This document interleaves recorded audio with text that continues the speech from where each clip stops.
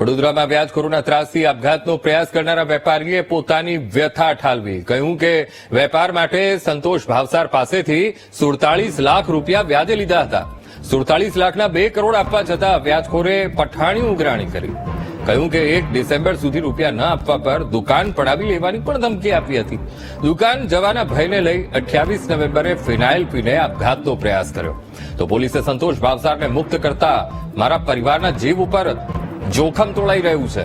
આરોપી મોટી વગ ધરાવતો હોવાથી કાંઈ પણ કરી શકે છે અને ભવિષ્યમાં મને કંઈ પણ થશે તો તેના માટે સંતોષ ભાવસાર જવાબદાર રહેશે.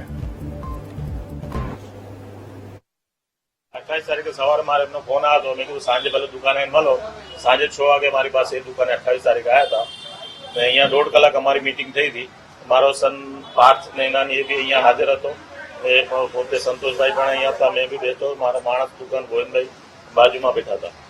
1.5 કલાક સુધી મેં એમને બહુ કાલાવાલા કર્યા કે હમણાં થોડો ટાઈમ આપો મારે. ધીમે ધીમે તમને ઓફ સિઝન ચાલે છે હમણાં દિવાળી પછી. મેં કહું સિઝનમાં ધીમે ધીમે તમને પૈસા કરી આપું છું. મારે પૈસા આપવાના ના નથી. તમને ભલે 12 વર્ષ મેં 2 કરોડ વ્યાજ આપ્યો છે 47 લાખનો, તો પણ મેં પૈસા આપવા તૈયાર છું. મારી ઇજ્જત ના જવા દો.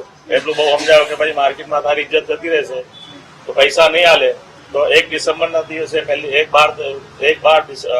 તારીખે મેં તમારી દુકાનની ચાવી લઈ લઈશ. પૈસા નહીં આપે તો મારે ચાવી આપી દો.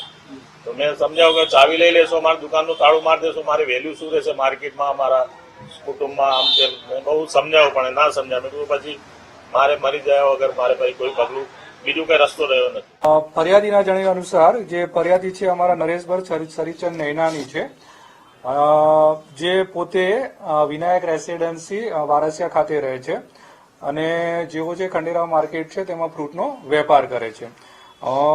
સામેવાળા જે છે એ સંતોષ બાબુ ભાવસાર છે, એ અહીંયા ખંડેરાવ માર્કેટ પાસે તેમનો વેપાર કરે છે અને જે રાજસ્થાન સોસાયટીના રહેવાસી છે. ફરિયાદીના જણાવ્યા અનુસાર કે તેમણે જે આરોપી છે તેની પાસેથી 2012 થી અત્યાર સુધી ટુકડે લગભગ 47 લાખ રૂપિયા જેટલા રકમ છે એ પોતાના ધંધાના કામે લીધેલ છે અને એની સામે અમુક ફિક્સ વ્યાજ નક્કી કરેલ હતું. એ વ્યાજના ટુકડે એમણે ચૂકવેલ છે.